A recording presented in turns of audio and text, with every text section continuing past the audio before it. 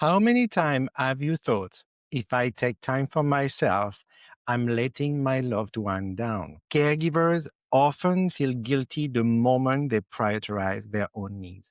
And I know this because I've been there too. So, in today's video, I want to share why self care isn't selfish, it's actually survival. And the shift Ayurveda gave me to finally understanding this. So stay until the end because I will share with you a free resource with three grounding techniques you can use in just a few minutes a day to protect your energy. Hi, I'm Jean-François. I'm a registered nurse, an Ayurvedic health counselor, a yoga teacher, and a Vedic astrologer. I work with caregivers, people who are giving so much of themselves, often at the cost of their own health. I've seen both personally and professionally what happens when we push past our limits.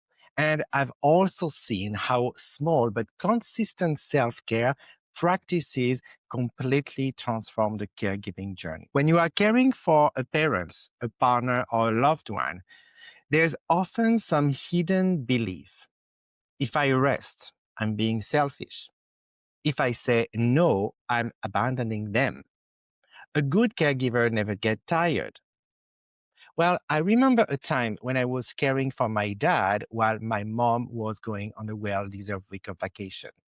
My dad was at home. He had a stroke a few months before and he was recovering. I was sleep deprived because of jet lag. My parents are in France. I live in North America. And also, I was just not sleeping on my bed. So everything was a little bit complicated. Anyway, I was taking care of my dad. And that specific afternoon, my dad went for a nap.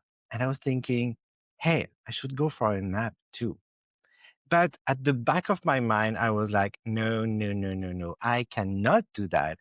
There's so much stuff that I can do in order to be prepared when he's going to come back from his nap. Anyway, I did not go for the nap and I decided to push through. Later that day, one of my brothers showed up. And instead of being present and instead of being with him, because I don't see him very often, I was just feeling some resentment towards him for not pitching even more than he was already doing. I was actually burnt out. So how do I know that I was burnt out? Well, Ayurveda taught me something simple but life-changing. Self-care isn't abandonment, it's fuel. If you think about it, you would not expect your car to keep going if you don't put fuel into the gas tank. You would not expect your phone to run without being charged.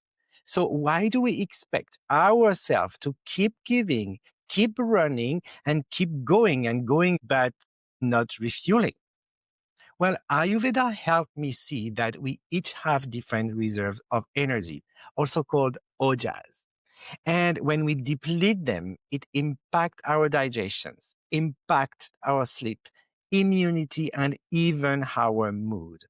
So the more I ignored myself, the less present, patient, and effective I could be for the person I was caring for at the time. That's when I understood taking 5 minutes to breathe, taking a meal, sitting and enjoying it, or to step outside just to take some fresh air wasn't selfish. It was an act of love for me and for them. Self care doesn't need to be big, doesn't need to be complicated or even expensive. I was talking to one of the person I work with, and she was telling me how every 3 months she go for half a day with a friend in a spa while her husband is taking care of. And she was telling me that it's not working anymore. She don't even enjoy that time. And I was telling her that it looked like it's a great idea to go for a spa for like half a day. And I would go to, I love going to the spa. But it's actually the consistency of what you do and not the intensity. Ayurveda always go for consistent, small rest, breaks, and taking act of care every day rather than a big intense moment. So in the resource that I'm going to give you for free, The link is in the note. You will find 3 techniques to take care of yourself. Really short moments during the day where you will be able to pause, where you'll be able to take care of yourself, where you will be able to reflect. So the first one is alternate nostril breathing, also called Nadi Shodhana. Nadi Shodhana will calm your nervous system instantly. And it's super easy. It's just a matter of inhaling through one nostril and exhaling through the other. And you continue like that for a few cycles. You'll see it in the demo. The second one is just a little bit of oil on your feet every night will help you tremendously. Do it like every day for like 7, 10 days, and you really already see, the difference and how you will be able to rest.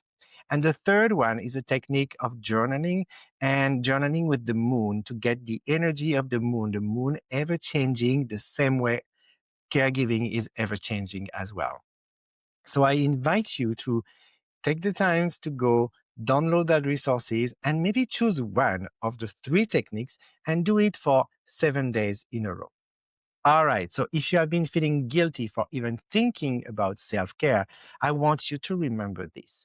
Self-care isn't selfish. It's what allows you to keep caring.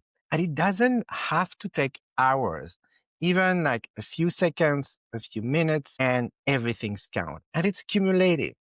So the next time guilt pops up, ask yourself, am I fueling myself or am I expecting to run on empty? If this resonates with you, I created that free resources that you can download. Feel free to book a full Ayurvedic assessment or birth chart reading. Remember that caring for others truly begins by caring for yourself. I wish someone would have told me that before. Again, you are your most valuable assets. Take care of yourself.